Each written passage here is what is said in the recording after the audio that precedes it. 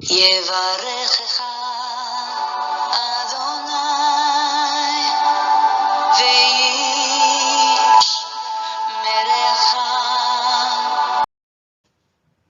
자, 우리 하나님의 말씀 여호수아 1장 5절에서 8절 말씀입니다. 우리 지난 3주 동안 이어왔던 구원받은 자의 마땅한 삶, 오늘 마지막 이제 네 번째 시간으로 임마누엘 하나님과 동행하는 삶이라는 제목으로 하나님 말씀을 함께 나누겠습니다. 우리 구원을 받은 자의 마땅한 삶은 우리 지난 3주 동안 나눈 내용들이 있었는데요. 오늘은 특별히 임마누엘 하나님과 동행하는 삶을 살아야 된다. 우리의 구원자, 우리의 아버지이신 하나님과 동행하는 삶을 살아야 그것이 구원받은 자의 마땅한 삶이라는 것입니다. 구원은 받았는데 하나님하고 떨어져서 하나님하고 별개의 삶을 살면 안 된다는 거죠. 구원받았다고 하는 것은 하나님의 소유가 되었다는 것이고 하나님의 통치가 우리 안에 들어왔다는 거예요. 그것이 성령님이 우리 안에 오셔서 우리의 생각과 입술과 몸의 행실들을 주관하시고 통치하시고 통제하시는 거예요. 이제 하나님의 거룩한 자녀로 아름답게 만들어가기 위해서 하나님이 우리를 통치하시는 줄을 믿습니다. 그러므로 우리는 그분과 늘 동행해야 돼요. 내 인생이라고 내가 마음대로 살면 안 돼요. 하나님께 내 삶을 드리고 우리와 함께 하시기를 원하시는 우리 하나님께 우리 삶을 드리며 그 손에 붙들려서 동행하는 삶을 살아야 될 줄 믿습니다. 아멘. 오늘 본문 말씀 우리 함께 읽도록 하겠습니다. 여호수아 1장 5절에서 8절. 내 평생에 너를 능히 대적할 자가 없으리니 내가 모세와 함께 있던 것 같이 너와 함께 있을 것임이니라. 내가 너를 떠나지 아니하며 버리지 아니하리니 강하고 담대하라. 이는 너는 내가 그들의 조상에게 맹세하여 그들에게 주리라 한 땅을 이 백성에게 차지하게 하리라. 오직 강하고 극히 담대하여 나의 종 모세가 내게 명령한 그 율법을 다 지켜 행하고 우로나 좌로나 치우치지 말라. 그리하면 어디로 가든지 형통하리니 이 율법책을 내 입에서 떠나지 말게 하며 주야로 그것을 묵상하여 그 안에 기록된 대로 다 지켜 행하라. 그리하면 내 길이 평탄하게 될 것이며 내가 형통하리라. 아멘. 자, 모세가 죽고 나서 하나님께서 여호수아를 이제 이스라엘의 지도자로 세우시면서 뭐라고 말씀하시냐면 내가 너와 늘 함께 할 텐데 걱정하지 마라. 모세와 함께 했던 것처럼 내가 너와 임마누엘로 동행할 거다. 그런데 네가 꼭 한 가지는 해야 된다. 이것을 행해야만 내가 임마누엘로 너와 동행할 거다. 네가 어디로 가든지 내가 함께해서 너로 이기게 하고 승리하게 하고 형통하게 하고 반드시 네가 이루려고 하는 뜻을 이루게 될 것이다 라고 말씀하신 거예요. 무엇하면 그렇게 해주신다 그랬죠? 이 율법책을 내 입에서 떠나지 말게 하며 주야로 그 말씀을 묵상하면 그리고 좌로나 우로나 치우치지 않고 내 말씀의 정로를 잘 따라 걸으면 내가 너와 임마누엘로 동행해 주마. 우리가 이스라엘 백성들이 이제 앞으로 나올 것입니다. 출애굽기 32장에 가면 이제 내일 아마 31장이 이제 올라갈 텐데 32장에 가면 이스라엘 백성이 금송아지를 섬기죠. 하나님 말씀을 어기죠. 그래서 하나님이 내가 저들과 함께하지 않겠다. 모세야 너 혼자 데리고 가라. 나는 저들과 동행하지 않겠다라고 선언을 하시는 장면이 나옵니다. 그때 모세가 자기의 생명을 걸고 하나님 그렇게 하지 마십시오. 내 이름도 그러면 빼십시오. 저들을 용서해 주십시오. 하나님 용서하지 않으면 저도 하나님 생명체에서 이름 빼주시고 저도 함께 멸망하겠습니다 하고 백성을 위하여 중보하는 장면이 나와요. 하나님이 이스라엘 백성을 언약의 백성으로 택하시고 그들에게 율법을 주셨잖아요. 그리고 동의했잖아요. 예, 하나님 이대로 지키며 살겠습니다. 오냐 너는 내 백성. 이렇게 언약이 맺어졌는데 금송아지를 만들어서 섬길 때에 하나님이 너 내 백성 아니다 하고 내가 너와 동행하지 않는다라고 선포하시는 장면이 나오는 거예요. 오늘 하나님께서 모세가 죽고 나서 여호수아에게도 동일한 말씀을 하시는 거예요. 내가 너와 임마누엘로 동행할 텐데 뭘 하라? 이 율법책을 네 입에서 떠나지 말게 하고 그대로 지켜 행하라. 이 법을 지킬 때에 너는 내가 함께 함으로 너는 하는 모든 일이 형통하게 될 거라고 말씀하신 것입니다. 오늘 우리가 어떻게 하면 임마누엘 하나님과 함께 동행할 수 있을까? 우리 하나님이 우리와 동행하면서 어떻게 해야 그 마음이 기쁘실까? 우리 그 내용을 살펴보겠습니다. 우리는 율법을 다 지킬 수 없어요. 그죠? 대신에 누가 다 지켜줬어요? 예수님이 우리는 다 율법을 지켜줬어요. 그래서 우리는 때로는 율법을 어기고 죄를 범해도 하나님이 나는 너와 함께하지 않겠다. 우리한테는 그렇게 하지 않으세요. 예수님이 다 지켜주시고 그 공로를 우리한테 입혀주셨기 때문에 우리가 율법을 어겨도 그것이 죄가 되지만 예수님이 저 죄를 위해서도 내가 십자가를 졌습니다. 그래서 아버지가 우리의 죄는 용서하신다고요. 그러면 우리는 율법을 안 지켜도 되느냐? 아니에요. 지키려고 애를 써야 돼요. 그게 하나님 백성의 마땅한 삶이기 때문에 노력하고 애를 쓰되 성령님의 도우심을 구하며 그렇게 살되 혹은 때로는 넘어지고 율법을 범하는 일이 있더라도 우리는 지옥 가요? 안 가요? 안 가요. 예수님이 다 지켜주셨어요. 그리고 그 공로를 우리한테 주셨어요. 아버지, 내가 다 지킨 것, 얘가, 종교가 다 지킨 거로 해주시겠다고 하셨죠? 나를 영접하여 내 신부가 되고 내 백성이 됐으니 내가 율법을 다 지킨 이 공로를 종교에게, 나에게 오는 자에게 주겠습니다. 이제 이 율법을 다 지킨 것으로 여겨주세요. 아멘. 그래서 우리는 율법을 다 지키지 못해도 하나님은 다 지킨 자로 여겨주시는 줄 믿습니다. 바로 이 은혜가 저와 여러분에게 임한 것입니다. 자, 사랑하는 성도 여러분, 하나님의 사람들이 하나님이 칭찬하고 인정한 사람들이 성경에 많이 나오죠. 그런데 그 중에 이 동행이라는 우리가 이 단어를 생각할 때에 이 수식어가 하나님과 동행했다고 하는 수식어가 붙는 사람이 대표적으로 두 사람이 나와요. 그 사람이 누굴까요? 에녹이라는 사람은 그 이름이 바치다, 하나님 앞에 바쳐진 사람이라는 뜻이에요. 바치다라는 이름을 가진 이 에녹이 하나님과 동행했어요. 뭐라고 되어 있냐면 창세기 5장 5장 21절 22절에 에녹은 65세에 무두셀라를 낳았고 무두셀라를 낳은 후 300년을 하나님과 동행하며 자녀를 낳았으며, 자, 하나님과 동행한 사람, 첫 번째 사람 에녹, 바쳐진 사람이에요. 이 에녹은 하나님과 동행했는데 그 원어에 보니까 전심을 다하여 자기의 모든 힘을 다하여 그렇게 동행했다라는 말씀이 히브리어 원어에는 그렇게 나타나 있어요. 그냥 신앙생활 한 게 아니라는 거예요. 최선을 다해서 정성을 다해서 하나님을 섬기는 신앙생활을 했다는 거예요. 오늘날의 말로 비교하자면 자, 그래서 첫 번째 사람이 누구예요? 에녹. 자, 두 번째 사람은 누굴까요? 노아. 이 위로라는 이름을 가진 노아가 또한 하나님과 동행했어요. 그래서 에녹은 하나님과 동행하다가 죽음을 보지 않고 하늘로 올라가 버리고, 두 번째 사람 노아는 하나님과 동행하다가 물심판으로 모든 인류가 멸망하는 그 날에 바로 자신뿐만 아니라 자신의 가족 7명 합쳐서 8명이 구원을 받는 은혜를 입게 되는 것입니다. 노아는 어떻게 하나님과 동행했다고 말씀하죠? 창세기 6장 9절에 이것이 노아의 족본이라. 노아는 의인이요 당대의 완전한 자라. 그는 하나님과 동행하였으며. 하나님과 동행한 사람. 노아는 의인이요 그 세대에 완전한 자라. 흠이 없다는 뜻이 아니에요. 하나님이 보실 때에 완전해지려고 의인처럼 살려고 몸부림치며 살았던 사람이다. 다른 사람들과 비교해서 월등하게 하나님의 뜻대로 살려고 몸부림쳤던 사람이다라는 의미예요.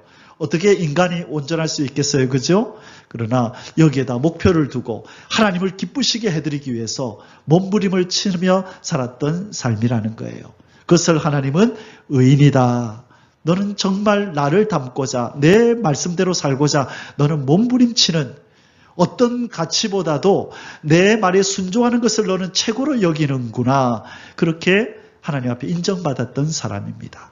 그들을 일컬어 하나님은 뭐라고 부른다고요? 나와 동행한 사람이다. 그렇게 말씀하신다는 거예요.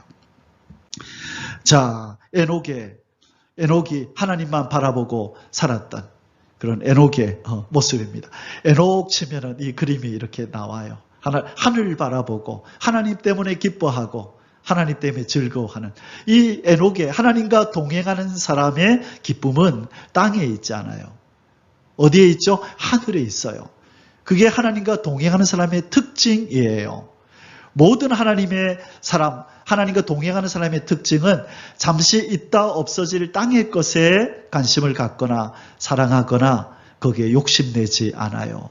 왜? 그것들의 가치를 알거든요. 잠시 있다 없어질 것, 영원한 것이 아니라는 걸 알거든요. 그래서 우리 이 에녹처럼 하늘을 향하여 하나님을 앙망하고, 그죠? 하나님이 주시는 기쁨 때문에 흐뭇해하고 즐거워하고 행복해 하는 것입니다. 다른 사람이 볼 때는 이해가 안 되겠죠. 보이지도 않는 신을 찾으면서 바보처럼 땅의 것에 욕심 없이 하나님만 바라보고 사는 인생이 바보처럼 보이겠지만, 그러나 하나님 볼 때는 보석처럼 아름다운 금향단에서 올라가는 그 향처럼, 그렇죠. 그 향은 일반 사람들이 쓰지 못하도록 했잖아요. 하나님께만 바치는 향을 따로 만들었다 그랬잖아요.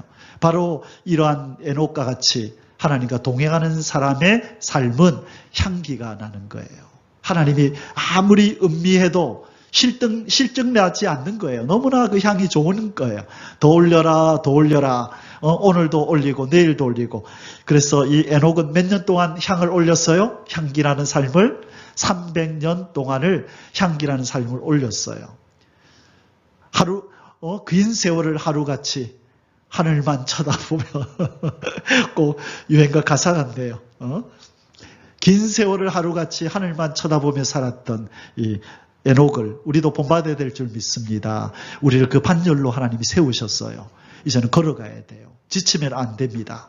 끊임없이 말씀의 링거를 맞으면서 영양분을 공급받으면서 하루하루 우리는 하늘나라를 향하여 전진해야 될 줄 믿습니다.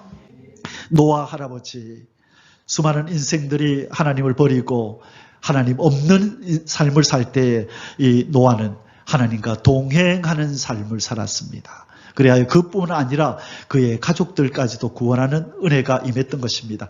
저와 여러분이 바로 노아와 같은 삶을 살기를 축복합니다. 그래서 저와 여러분뿐만 아니라 여러분에게 속해 있는 가족, 친지, 이웃들까지도 저와 여러분의 덕을 봐서 구원에 동참하는 큰 은혜가 임하기를 주님의 이름으로 축복합니다. 아멘. 자, 그러면 어떤 삶을 살아야 임마누엘 하나님과의 동행을 깊이 경험할 수 있을까? 오늘 우리가 살펴볼 세 가지입니다. 어떤 삶을 살면 우리 하나님께서 참 나는 너와 동행하니 참 좋다. 나는 너와 함께 걸어가니까 너무너무 좋다. 그렇게 인정을 하실까요? 세 가지가 있다는 거예요. 자, 그것이 뭔지 한번 살펴보십시다. 첫 번째로 임마누엘 하나님과 동행하는 삶을 살기 위해서는 첫째, 여호와 하나님의 말씀에 순종하는 삶을 살아야 합니다. 무엇에 순종하는 삶? 말씀에 순종하는 삶.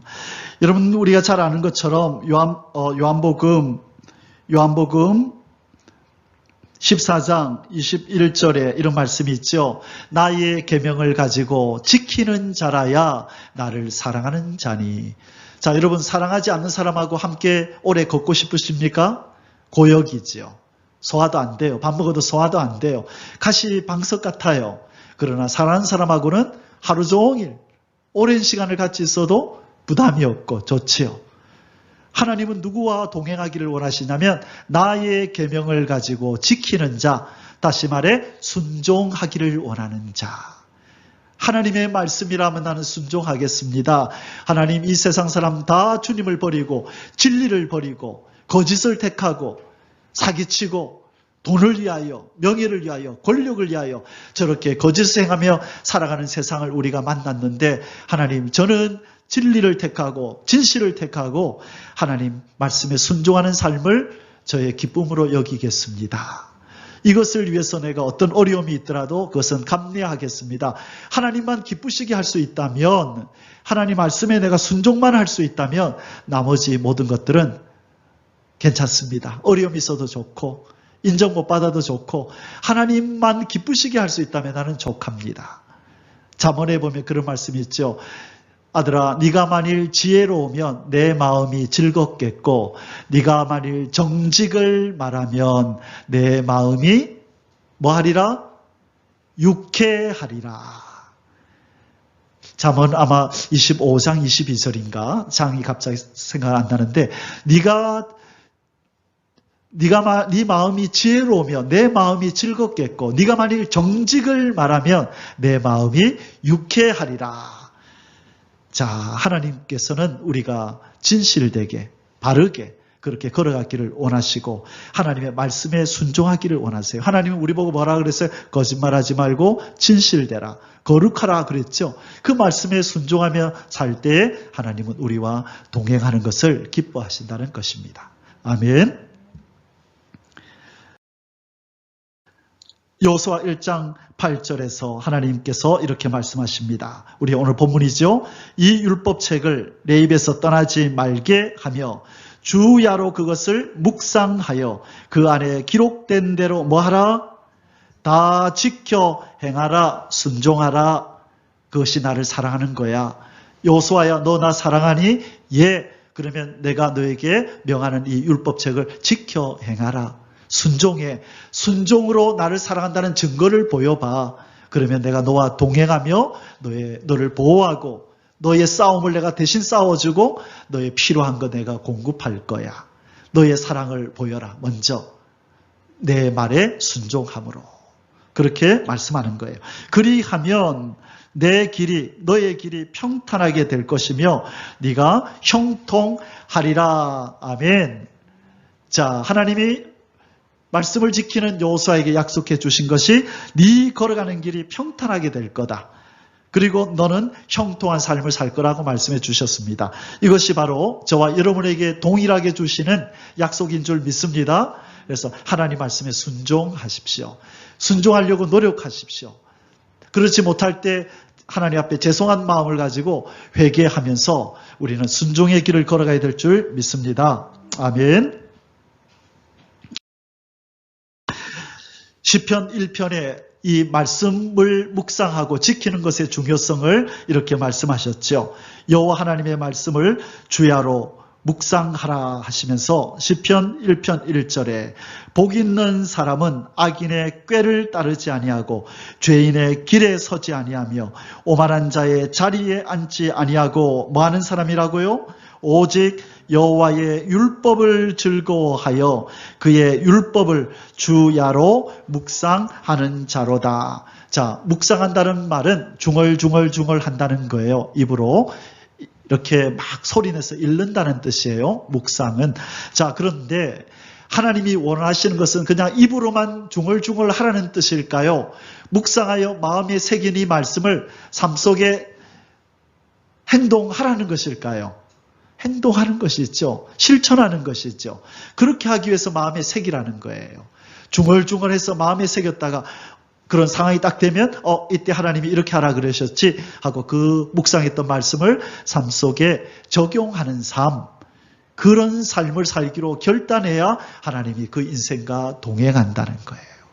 여러분, 눈에 보이지 않으니까 하나님이 내가 이래도 동행하고 저래도 동행하시겠지. 그렇죠. 우리가 하나님 백성이기 때문에 기본적으로 우리를 보호하고 지키시겠죠. 하나님 나라 들어갈 때까지. 그러나 하나님 말씀에 순종하고 목숨을 걸고 순종하기를 원하는 사람에게는 특별한 하나님의 관심과 애정과 은총이 임하는 줄 믿습니다. 우리 인간도 그렇잖아요. 10손가락 깨물어서 안 아픈 손가락 없다 그러지만은, 그러나 부모도 부모를 챙기고, 그죠? 효도하고, 늘 마음을 쓰고, 그러면 그 마음이 더 안 가든가요? 인간도 그래요. 하나님도 그렇다는 거예요. 똑같은 하나님의 자녀면 다 똑같은 줄 아는가? 아니요. 하나님도 챙기신다고요. 참 너를 보니 참 남다르구나 그러신다고요. 너는 하루 종일 너는 내 생각만 하고 살구나. 내가 너에게 허락한 24시간을 너는 오직 나와 함께 동행하기 위해서, 너는 몸은 비록 다른 행동을 하지만 네 영은 나와 늘 연결되어서 나를 묵상하고 나를 기쁘게 하는구나. 하나님 그걸 아신다는 거예요. 여러분, 동행이라고 하는 것은 매일 와서 교회에 있는다는 뜻이 아니라 우리의 마음을 하나님께 드린다는 거예요. 주의 말씀을 묵상하면서 상황을 만날 때마다 이때 하나님 어떻게 하라 그랬지? 내가 어떻게 해야 하나님이 기쁘시게 할까? 라고 결단하고 각오하고 실천할 때 하나님이 흐뭇해 하시면서 그 인생과 가까이 동행하면서 남에게 보여주지 않는 큰 사랑과 은혜를, 은총과 자비를, 도와주심과 보호를, 그리고 필요한 것을 공급하시는 놀라운 사랑을 베풀어 주실 줄 믿습니다. 이왕 우리가 이 땅에서 신앙생활 할 바에 남들보다 뭔가 하나님 눈에 띄는 삶을 살아야 될 줄 믿습니다.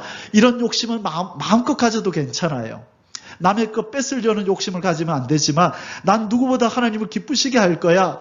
하나님이 나만 보면 기분이 좋아서 어쩔 줄 몰라 하는 모습을 갖도록 나는 하나님 앞에 그렇게 살 거야 라고, 이런 욕심은 얼마든지 가져도 돼요. 이 땅의 삶이 우리 그렇게 길지 않습니다.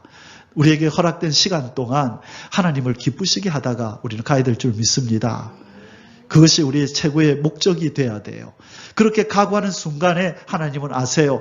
너는 정말 그 생각이 남다르구나. 너는 말하지 않아도 네 마음을 보니 나의 뜻을 따라 내 법을 따라 살기로 너는 결단했구나. 하나님이 그 작은 결단 하나를 귀하게 보는 줄 믿습니다. 여러분, 혈류병 앓던 여인이 있었죠. 몇 년 동안 앓았나요? 물으면 어떤 사람은 자꾸 38년이라 그래요. 38년은 난전병이. 12년 동안 혈루병을 앓던 여인이 도저히 못 견디겠다. 이 부정한 몸으로 내가 저 사람들과 건강한 사람들 속에 들어가서 함께 살지도 못하고 이래서는 안 되겠다. 예수님이 지나간다는 소리를 들은 거예요. 기적을 행하시는, 죽은 자도 살리시는 예수님이 지나간다는 소리를 듣고 이 여인이 뜻을 정했습니다. 내가 건강한 사람들한테 맞아 죽는 한이 있더라도 내가 오늘은 꼭 예수님 만나서 내 이 병을 낫고야 말리라. 그러면서 그 여인이 사람들을 비집고 들어가지요. 그건 부정이에요. 이걸 들키면 돌에 맞아 죽어야 돼요. 혈루병 여인은 부정하다 그래요. 나병도 마찬가지지만 이 혈루병은 부정한 거예요. 그래서 건강한 사람을 터치하면 안 돼요. 그런데 비집고 들어가잖아요. 그때 무엇을 만졌어요? 예수님의 옷자락을 탁 만지죠. 그죠? 근데 어떤 일이 벌어졌어요? 나았죠. 그때 예수님이 누가 내 옷자락 만졌느냐? 그렇게 말하니까 옆에 있던 제자들이 예수님 보면서 웃으면서, 예수님 지금 사람들이 이렇게 막 밀고 당기고 하는데 그냥 옆에 있는 사람들이 스치고 지나갔겠죠. 그런데 예수님, 아니, 내 능력이 내 몸에서 빠져나가는 것을 내가 느꼈다. 누군가가 의도를 가지고 내 옷자락 만졌다. 예수님은 알아차렸지요. 제자들은 몰랐죠. 지나가는 사람들에게 막 밀려가지고 예수님이 그냥 그렇게 느꼈는 줄 알았겠죠. 예수님 기분 탓입니다. 그랬겠죠. 그런데 예수님은 아니다. 내 몸에서 능력이 빠져나가는 것을 내가 느꼈다. 그러고 나니까 여인이 깜짝 놀랐죠. 나은 거예요. 자, 이 여인이 한 것은 무엇입니까? 40일 금식 기도했나요? 40일 금식 기도했나요? 아니에요. 철야 기도했나요? 아니요. 단지 예수님의 옷자락 만지는 터치 하나, 요 작은 행동 하나 했는데 그 인생이 바뀌어버렸어요. 주님의 능력이 글로 나간 거예요. 여러분, 이 시간에 우리가 주님 앞에서 주님만이 아는 터치를 해야 돼요. 그게 뭐냐? 마음의 각오예요. 나는 어떤 일이 있어도 하나님 기쁘시게 해드리며 나는 살 거다.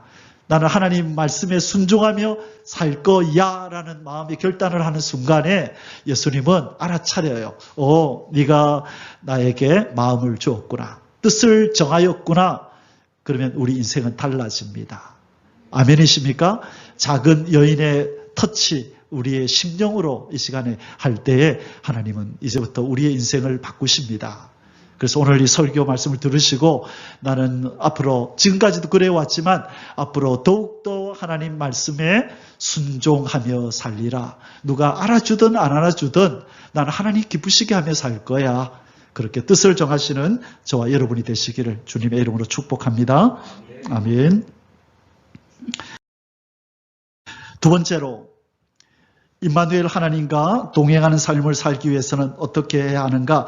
생명 바쳐 사명을 감당하는 삶을 사셔야 합니다. 여러분, 우리는 사명자인 줄 믿습니다. 목사만, 선교사만 사명자가 아니라 예수 그리스도 안에서 새 생명을 얻은 저와 여러분 모두가 이 땅에 사명을 가지고 태어난 사람들인 줄 믿습니다. 그것을 우리는 달란트라 그러잖아요. 달란트. 그죠? 달란트. 남보다 잘할 수 있는 것, 달란트. 하나님이 저와 여러분에게 뭔가를 잘할 수 있는 것.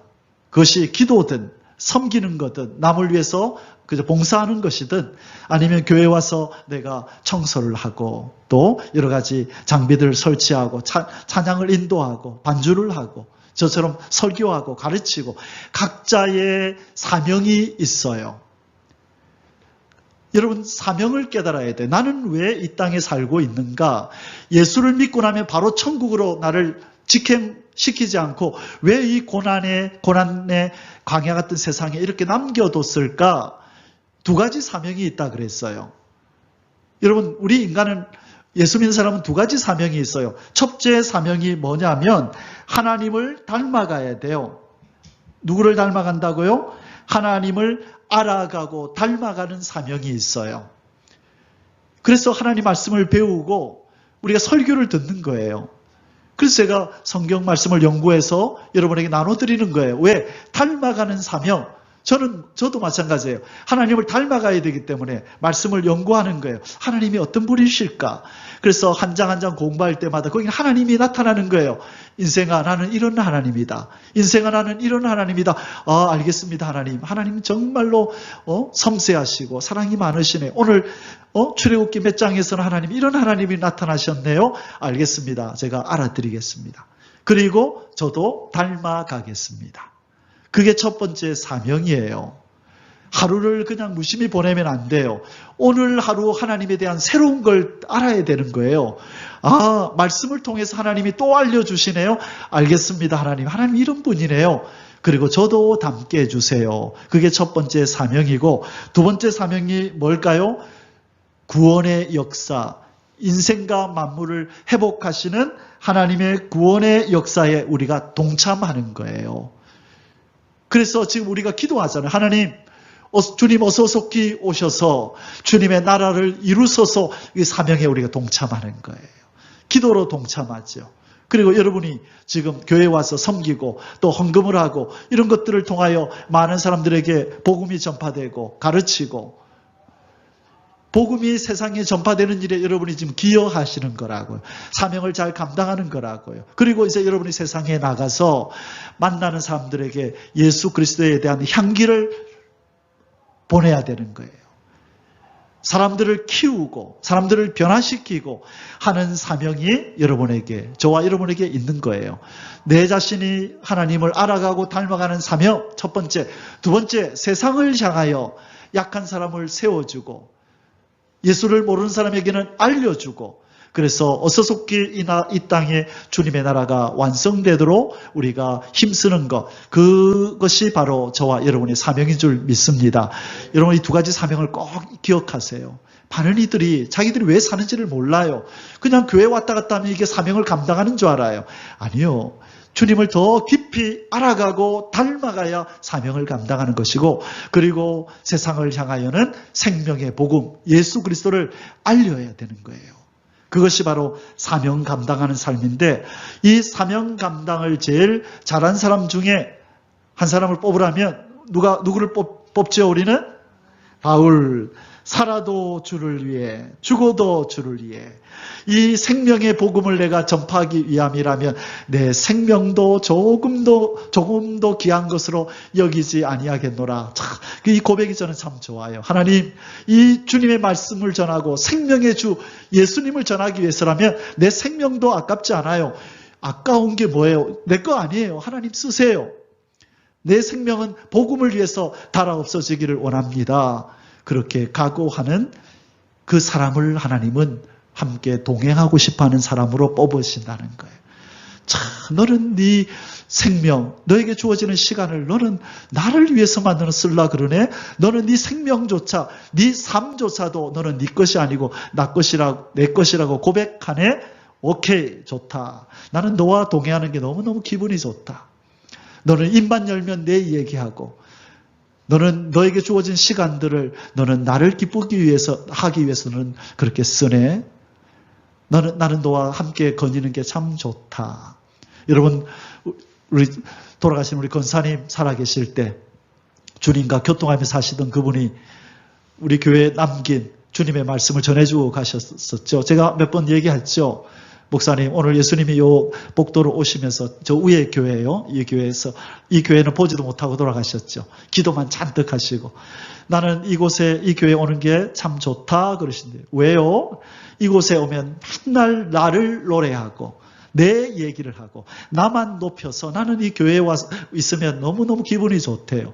보세요. 우리도 오늘도 찬송하면서 예수님을 높이고 그분의 위대함을 노래하고 그분의 보혈을 찬양하고 지금도 예수 그리스도의, 그죠? 그분만을 지금 우리가 얘기하고 있잖아요.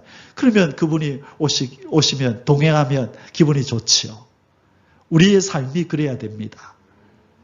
온통 예수 그리스도로. 우리는 예수 그리스도의 사람이기 때문에 살아도 주를 위해, 죽어도 주를 위해 살아야 될 줄 믿습니다. 바로 이 사도 바울의 이 눈빛을 보세요. 아마 이 주인공이 누군지 모르지만 아마 신앙이 깊은 사람일 거예요. 그 속에 예수 그리스도를 향한 사랑이 어려 있잖아요. 이 목숨 내가 주님을 위해 드리겠다고 하는 각오가 어려 있잖아요. 하나님의 사람들은 그래야 돼요. 억지로 말을 해야 예수의 이름이 나오는 게 아니라 이 사람은 입만 열면 예수 그리스도가 나와야 돼요. 그 사람을 우리는 거듭난 사람이다. 예수 그리스도의 사람이라 그렇게 부르는 거예요.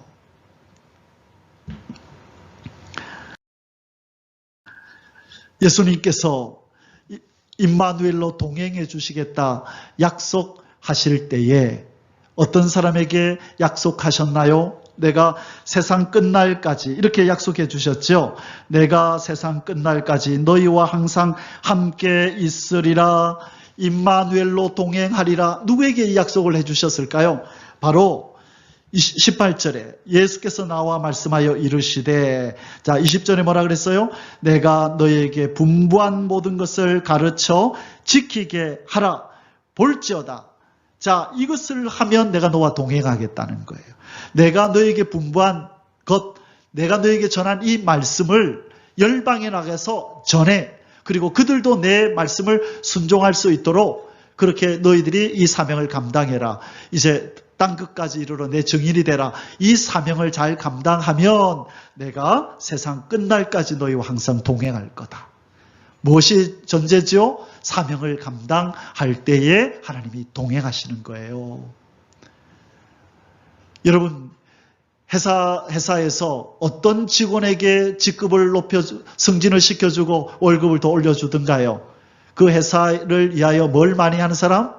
열심히 주인의식을 가지고 일하는 사람, 힘이 들고 어려워도 밤을 새면서까지 회사에 유익이 되다면 잔업을 하고 철야를 하면서 회사의 유익을 위해서 애쓰는 사람, 주위 사장이 아니 보는 듯 하나 소문을 들어서 다 알고 CCTV로 다 보고 알고, 그래서 그 사람을 승진을 시키고 높여주는 거예요. 하나님은 저와 여러분의 삶을 다 아세요. 어떻게 살아가는지, 이 사명을 감당하기 위해서 여러분이 어떻게 사는지를 하나님이 다 보세요. 그래서 천년왕국에 데리고 들어갈 사람인지 아닌지 하나님은 지금 여러분을 다 감찰하고 계세요. 이제 내일 말씀에 그 이야기가 나오는데 부살렐과 오홀리압이 나와요. 성막을 짓는 사람. 아까 제가 기도하면서 그 얘기를 했지만 한 400만 명이나 되는 그 많은 인구 가운데 하나님이 모세야 이리 와봐라. 부살렐을 지명해라. 오홀리압을 지명해라. 정확하게 이름을 불러내서 성막을 짓는 책임자로 또 조수로 세우라고 말씀해요. 하나님이 누가 뭘 잘하는지 다 알고 계세요. 천년왕국에 들어갈 하나님 백성들을 지금 뽑고 계신다고요. 우리가 우리의 일거수일투족을 다 살펴보면서 합당한지 아는지 내가 지명하여 부를지 말지를 하나님께서 그렇게 지켜보시고 감찰하고 계시는 줄 믿습니다. 여러분 제가 빈말을 하는 게 아니에요. 이제 주님이 오실 날이 임박하고 이 저주받은 세상은 불로 심판해버리고 새하늘 새 땅 천년왕국을 만들어서 주님이 만왕의 왕으로 내려오셔서 그 나라를 통치하실 때에 들어갈 백성들을 지금 선별하고 계신다고요.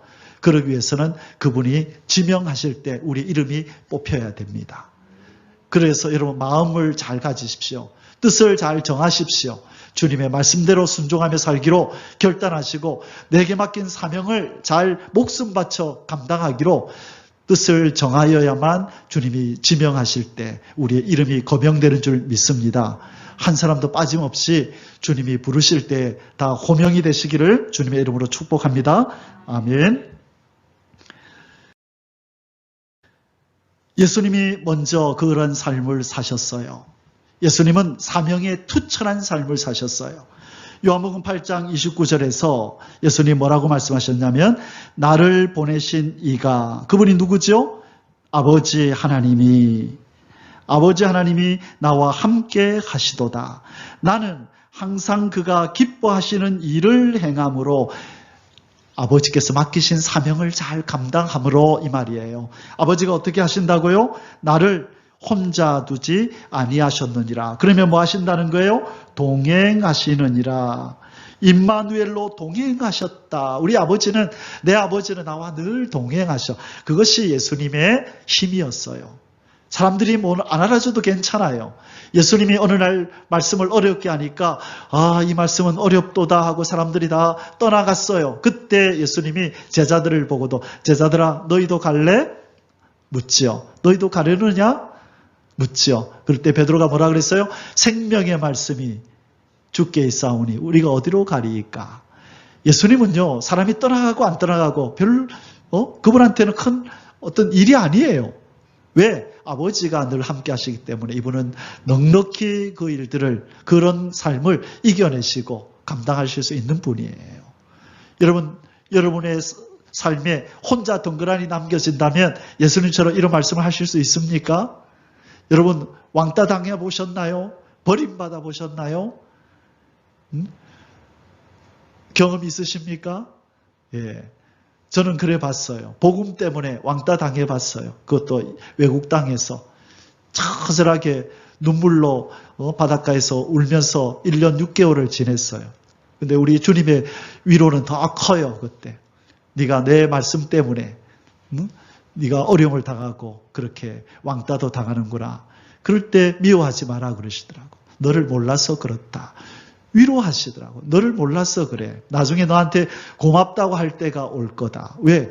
앞으로 일어날 예언의 말씀들을 전하니 그들은 이해를 못하죠. 그 중에 아주 지식만 추구하던 어떤 전도사가 있었는데 저를 이상하게 모함을 해가지고 이상한 사람 만들어버린 거예요. 하나님 미워하지 말래요. 합력해서 선을 이루고 그러니 네가 걸어가는 길이 바울의 길이다 그러시더라고요. 그때 저는 위로를 받았죠. 미워하지 마라. 네가 걸어가는 길이 바울의 길이다. 바울이 얼마나 동족들한테 어려움을 당했는지 아냐? 왜 당했죠? 자기 동족들이 전하지 아니하는 뭘 전했다고? 십자가의 복음을 전했다고. 예수 그리스도의 이름을 전한다고 이 바리새이들한테 그죠? 자기들 동료들한테 고통을 당하잖아요. 40명이 저 바울 내가 죽이지 않고는 내가 밥도 안 먹을 거야 하면서 칼을 갈던 40명이 미행을 하면서 바울을 추적했다고요. 바울이 포기했나요? 아니요. 생명 바쳐 그 삶을 끝까지 살아냈단 말이죠. 우리 예수님이 바로 그 본을 보이신 분이에요. 이분은 아버지의 뜻을 이루는 이 사명을 감당하기 위해서는 어떤 것도 마다하지 않으시고 다 받아내시는 것입니다. 오늘 사도 바울 우리가 이제 이 믿음의 선배, 훌륭한 믿음의 선배의 이 고백을 한번 들어보십시다. 저와 여러분이 이 고백을 해야 됩니다. 우리 사도행전 20장 24절 같이 한번 읽겠습니다. 내가 달려갈 길과 주 예수께 받은 사명 곧 하나님의 은혜의 복음을 증거하는 일을 마치려 하면은 나의 생명조차 조금도 귀한 것으로 여기지 아니하노라. 아멘. 복음을 위해서 생명과 바꾸겠다는 거예요. 내 생명의 심지가 꺼져가고 불이 꺼져가더라도 복음이 드러난다면 나는 없어져도 좋다. 보세요. 생명 바친 사명을 감당하잖아요. 투철하죠. 여러분, 바울이기 때문에 이렇게 살았나요? 아니요. 저와 여러분도 그렇게 할 수 있을 줄 믿습니다. 하나님의 은혜로 우리도 그런 삶을 살아야 돼요. 왜 사도 바울을 이렇게 하나님이 성경을 통해서 우리에게 보여주시나요? 바로 이렇게 사는 사람이라야 내가 동행하고 내가 기뻐하는 자란다. 내 백성아, 너희도 너희 믿음의 선배인 사도 바울의 뒤를 따르라. 그는 내 복음을 전하기 위해서 생명도 아끼지 않았다. 그렇게 우리에게 알려주시는 거예요. 우리에게 이 기회가 왔습니다. 우리도 복음을 들고 있어요. 이제 재림의 주님을 세상에 알려야 될 사명이 우리에게 있습니다. 이 세상에 다가오는 환난의 임박함을 알릴 사명, 예수님의 재림에 대한 소식을 알려야 될 사명, 이 저주받은 세상이 이제 심판을 받고 우리 주와 그리스도의 나라로 변화될 것이라고 하는 이 시대의 메시지를 전해야 되는 사명이 저와 여러분에게 있는 줄 믿습니다. 여러분 귀를 기울이십시오. 이제는 이 메시지들을 우리가 듣고 전해야 됩니다. 너무 이런저런 말씀들에 너무 귀를 기울이지 마세요. 이제는 이 메시지들이 담긴 말씀들을 들어야 되는 거예요. 우리의 신앙을 철저하게 해야 되는 거예요. 불순물들을 다 잘라내야 되는 거예요.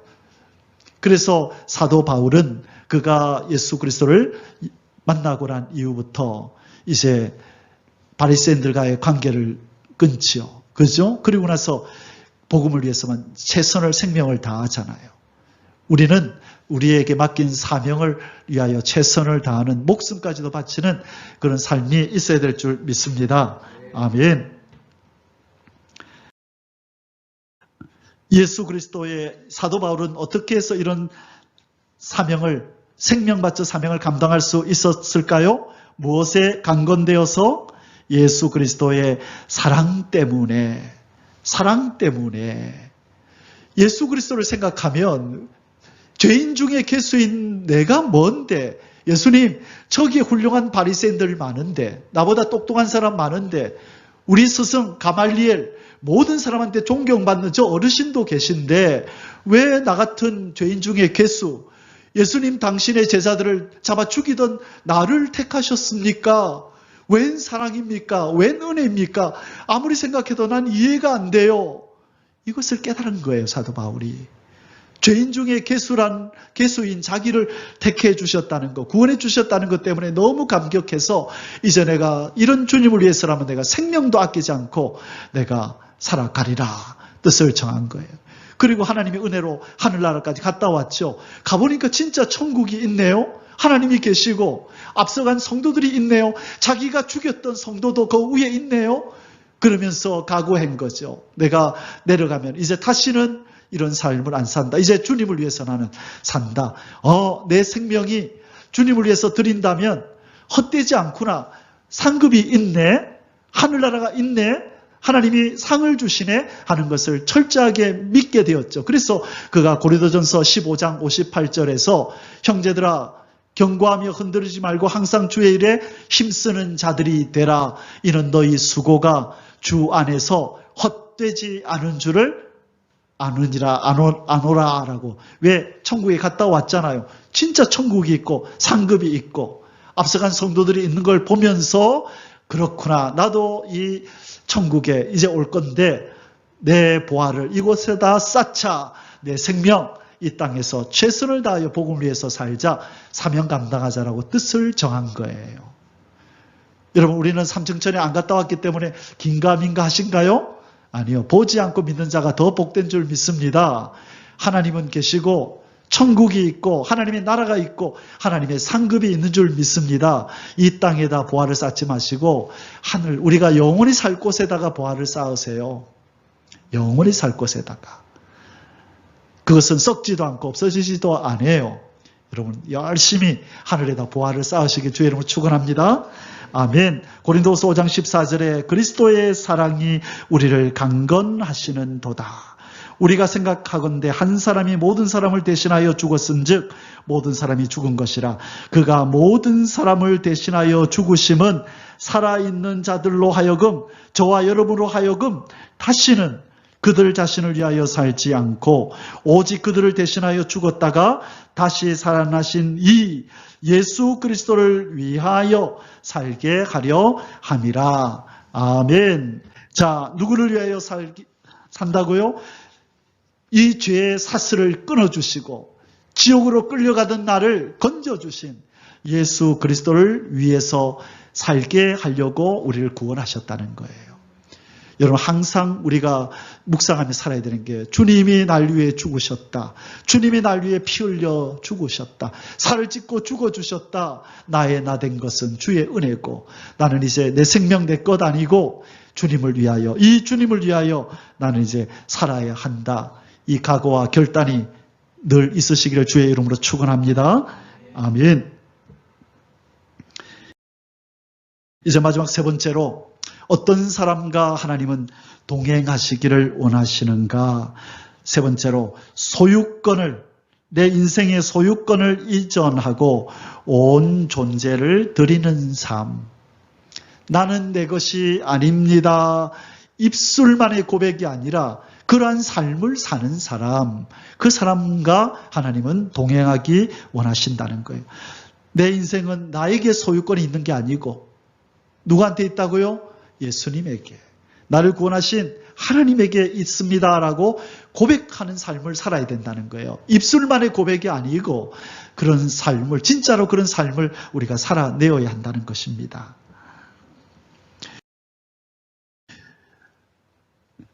저희가 제일 좋아하는 구절, 초등학교 3학년 때 암송하고 지금도 끊임없이 묵상하는 이 말씀. 하나님이 제 심령에 깊이 잘 박힌 못처럼 바위에 새기고 새기는 글처럼 지워지지 않도록 제 심령 깊은 곳에다 박아놓으신 바로 이 말씀이 제 인생을 이끄시고 계신 거예요. 고린도전서 6장 19절 20절에 너희 몸은 너희가 하나님께로부터 받은 바 너희 가운데 계신 성령의 전인 줄을 알지 못하느냐. 너희는 너희 자신의 것이 아니라 값으로 산 것이 되었으니 그런즉 너희 몸으로 하나님께 영광을 돌리라. 그 다음에 뭐라고 해야 되죠? 아멘 해야 되는 거죠. 이게 신앙의 기본 중의 기본입니다. 이 기초가 쌓이지 않으면 아무리 성경 공부 많이 하고 아무리 예배 많이 드려도 믿음이 성장하지 않습니다. 그 성장한 믿음은요, 가짜입니다. 자기를 위한 바벨탑을 쌓아 올린 거예요. 그 모든 신앙의 기초에는 이게 있어야 돼요. 내 인생은 내 거 아니야. 하나님 거야. 나는 이제 나를 위하여 살찌고 피 흘려 죽어주신 예수님만을 위해서 살아야 하는 사명이 있어. 내 인생은 내 거 아니야 라고 고백하는 그 기초가 놓여야만 그 위에 바른 신앙이 성장할 수 있습니다. 아무리 신앙생활을 수십 년을 하고 장로가 되고 권사가 되고 목사가 되고 선교사가 되어도 이 신앙이 그 뿌리에 없다면 그것은 어쩌면 자기 영화를 위해서 자기의 바벨탑을 쌓은 거예요. 금방 환난이 오면 흔들려서 넘어져요. 고난이 오면 포기해요. 사명을 버린다고요. 고난이 오고 손해가 오면 버려요. 그러나 이 기초가 돼 있는 사람은 그렇지 않아요. 내 주인은 하나님인데 하나님이 나보고 감당하라는 것이라면 예 주인님 감당하지요. 내가 어느 곳에 서 있든지 간에 남들이 볼 때 비천한 자리라 할지라도 주인이 서 있으라 그러면 그 자리에 있어야 되는 거예요. 기쁨으로 그럴 수 있다고요. 왜? 내 인생은 내 것이 아니기 때문에. 주인님이 시키잖아요. 그러면 감사해야죠. 주인님이 서라는 곳이 우리에게는 제일 좋은 곳인 줄 믿습니다. 우리를 사랑하시는 분이 우리에게 서 있으라고 한 자리잖아요. 우리 어떤 사람과 하나님이 동행하시기를 기뻐한다고요? 자기 인생의 소유권을 이전하고 온전히 자신을 드린 사람입니다. 고린도후서 5장 15절에 우리 조금 전에 읽었었죠.